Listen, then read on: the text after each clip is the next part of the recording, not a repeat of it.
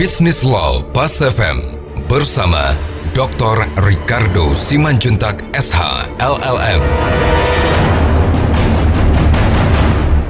Mitra bisnis, seperti beberapa pertanyaan yang diajukan oleh pelaku industri asuransi kepada saya sehubungan dengan likuidasi perusahaan asuransi atau perusahaan perasuransian di Indonesia, maka hari ini kita akan memfokuskan bahasan kita pada topik tersebut tentang ketentuan hukum yang mengatur likuidasi perusahaan perasuransian di Indonesia.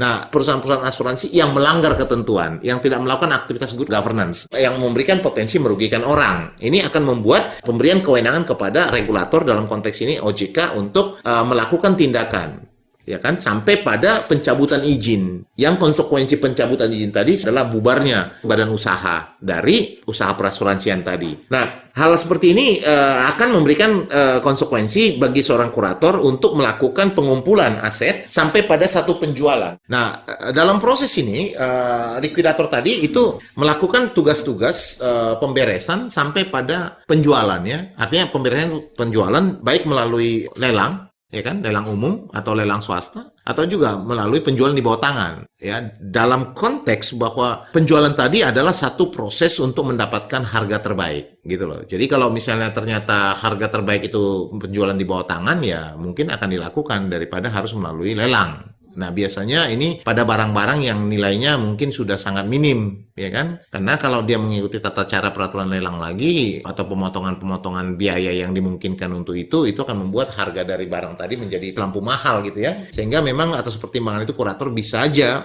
melakukan satu tindakan penjualan di bawah tangan atau barang-barang yang sangat sensitif, ya. Itu membuat memang pertimbangan-pertimbangan bagi likuidator untuk melakukan, katakanlah, pemberesan dengan cara penjualan di bawah tangan. Tapi kembali, kalau saya katakan tadi esensi penjualan lelang tadi kan adalah satu proses atau satu, katakanlah, ketentuan hukum yang dirancang untuk membangun pencapaian harga terbaik, gitu loh. Jadi dari satu proses yang dilakukan secara transparan, paling tidak secara teori, untuk menuju pada satu harga terbaik. Nah, ini berbeda jika penjualan tadi dilakukan di bawah tangan, karena ini akan sangat berhubungan dengan pribadi dari likuidator, ya kan? Sehingga memang untuk bisa memberikan satu nilai yang lebih fair, maka biasanya likuidator tadi akan mengundang appraisal untuk melakukan penilaian, gitu.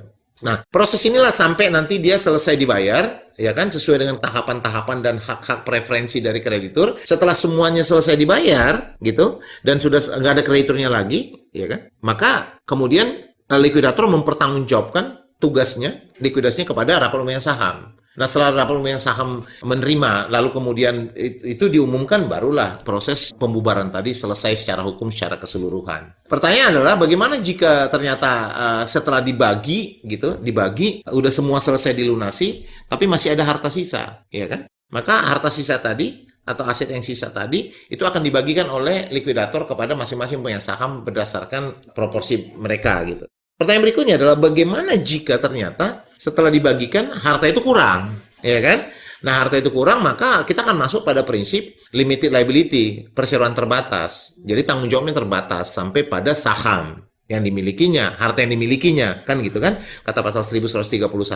Nah, kalau ternyata misalnya 1131 perdata, kalau ternyata hartanya tadi ternyata tidak mencukupi, ya memang ya akan banyak kreditur yang menjadi korban dan dia tidak bisa dibayarkan karena perseroan akan bubar, gitu loh. Nah, yang menjadi pertanyaan adalah apakah para direksi atau pemegang saham atau komisaris bisa bertanggung jawab akibat dari akibat dari pembubaran tadi di mana hartanya tidak mencukupi. Nah, ini akan sangat tergantung. Kita masuk pada prinsip umum dulu. Karena kalau dikatakan perseroan terbatas, maka tanggung jawab dari perseroan itu hanya sebatas pada saham yang dimilikinya, kan gitu ya. Dan pengurus atau eksekutif atau dewan komisaris atau pemegang saham itu tidak bisa diminta bertanggung jawab secara pribadi pada umumnya, gitu. Tapi kalau kita lihat bahwa jika ternyata pembubaran perseroan atau kerugian perseroan tadi terjadi karena penelantaran, gitu ya, atau negligent atau misuse of power dari direksi atau board of commissioners atau pemegang saham, maka ini memberikan satu alasan hukum untuk orang-orang kreditur yang tidak dibayar tadi untuk bisa melakukan perluasan atau permintaan pertanggungjawaban dari pemegang saham ataupun direksi ataupun komisaris secara pribadi. Ya, jadi ketentuan tersebut kita lihat itu dalam hal pembubaran gitu ya, itu walaupun spesifik di 104 ayat 3 Undang-Undang PT itu sebagai konsekuensi dari kepailitan gitu. Tapi esensinya adalah bahwa pembubaran tadi akan memberikan ketidakcukupan harta dari perseroan terbatas tadi akan memberikan dasar bagi kreditur lain untuk minta pertanggungjawaban dari